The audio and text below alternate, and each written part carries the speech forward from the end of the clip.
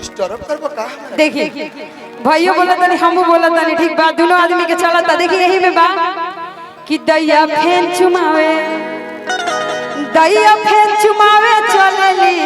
कलुबो भौजी ना दैया फेन चुमावे चलेली आसुबो भौजी ना दैया फेन चुमावे। थोड़ा देखिए हमनी के मनोज एक औरी गवाला वैसरवा गा दी एकरा बाद हम गाएं। मनोज चाचा के जन्मदिन हउ त गवैबे करी आ यहाँ के चुपचाप बैठल बनी त ई कार्यक्रम यादगार रखे खातिर एक बार मनोज चाचा के में लावल बहुत जरूरी है। कि दैया फेन चुमावे चलेली मनोज वो चाची ना दैया फेन चुमावे चलेली आउ कर गल लेला कर बगल लेला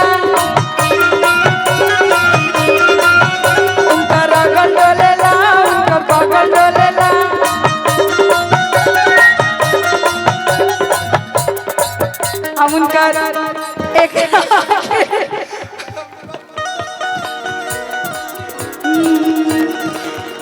एक आगे हम हाथ जोड़ सुनी अरे घर में से निकल लिया परमा इतना क्यों शर्माती हो। अरे धीरे धीरे तू चुम लो अम्मा इतना क्यों इतराती हो।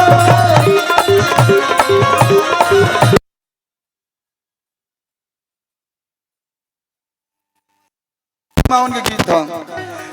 तनी मनी रुआ साथ गल से चुमाई हो बगल से चुमाई हो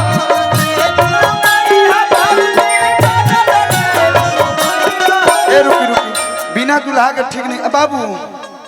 आओ हाँ तोरे पतर हो आही दादा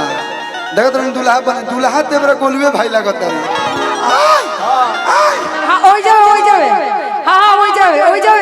गोलू भैया हो जावे भाई से घुमा हां हाय पर से हम कुछ नहीं कहा या तो यहीं पे बैठूं तो बीच में चलो बीच में डिमांड बा नहीं दादा बैठो बाबू हमार एक बार गोलू जी खातिर जोरदार ताली हो जाए भाई।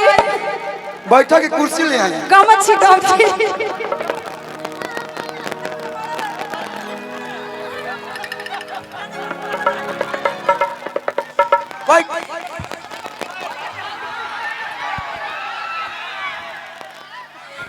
गमछी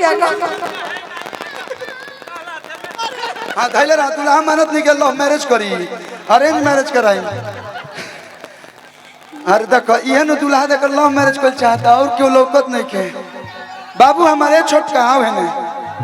आओ तोरा बियाह में हेमा जी है कॉलू जी के नहीं आई बा लगल था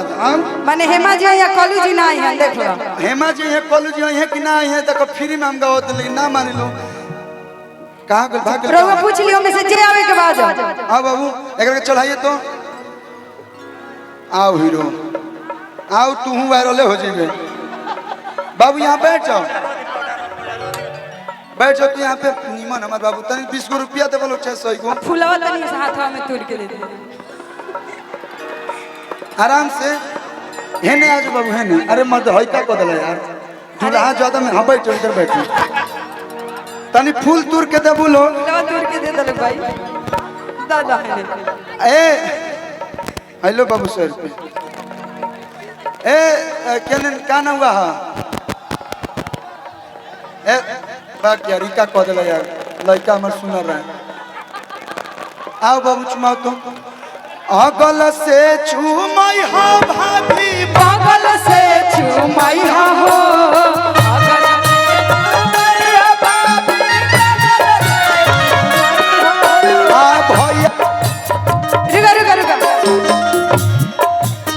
थोड़ा सा धीरे आ कलू भैया के छुआल जो बना सिरवा जलते हेलो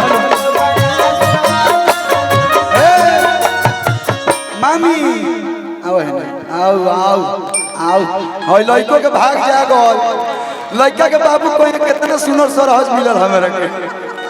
अगल से चूमई मामी बगल से चूमई हो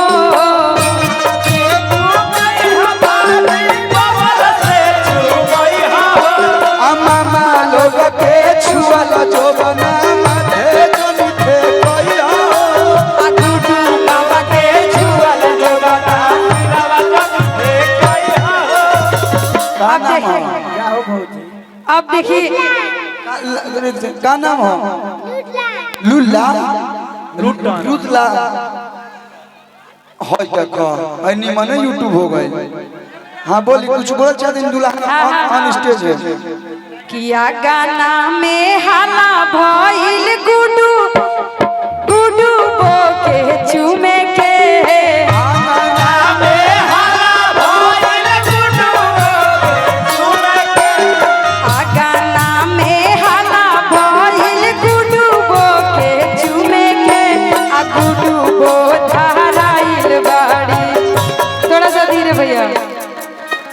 आ गुडू गो धाराइल बड़ी कहाँ आ यूट्यूबर वाला के कोरा में गुडू गो धाराइल बड़ी। दूल्हा करे कह जरा हमरो एक्सप्रेशन ऐसने रहे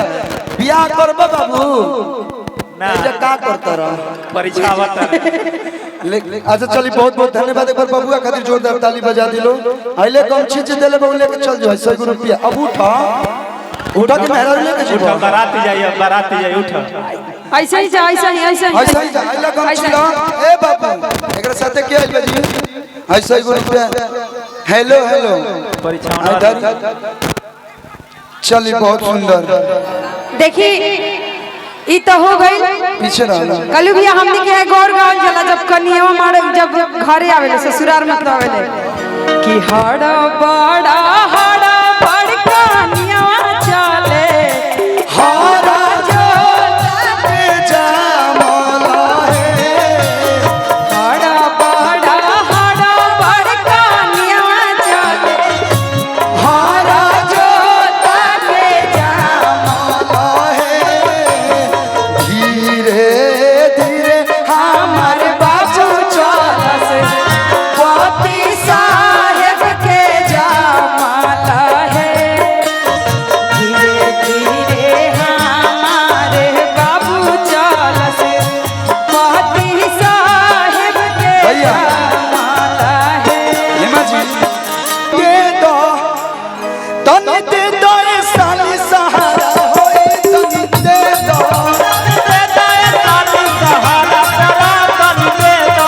आचरनी में ओकराई लगली फोकराई लगली बल खुलल बटे देखे में डाई लगली एक ले जा एक ले जा ए साली सहारा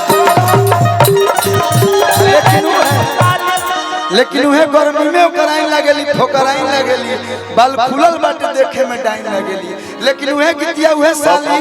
सर्दी में कैसे लगली कुल लक्षण तो बैठल बियो करे है कि सरदी में आयो चॉकलेट लगली चॉकलेट लगली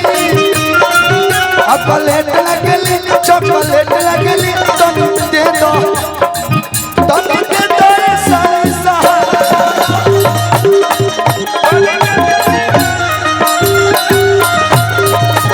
वाह वाह तुम दे दो ए साली सहारा ऐसा लगता अरे हमारा बियाह में आईनी चाइना आईनी इतना ना गीत गा दिहनी कि हमार भैया हमार बियाह मैनेज हो गई एगो कलू भैया के गाना हमरा बहुत इतना गाना यहाँ के गईले बानी लेकिन एगो गाना हमरा बहुत पसंद आवेला बस लास्ट कि हमारा राजा जी के गलिया पतिले सखी कि हमारा राजा जी के गलिया पतिले सखी आ हमरा उनका बिना लागत नहीं खे आ हमरा उनका बिना लागत नहीं खे दिले सखी हमर लेके गोइल दिले सखी औहे दिले हमर लेके गई दिले सखी औहे दिले हमर लेके गोइल वाह वाह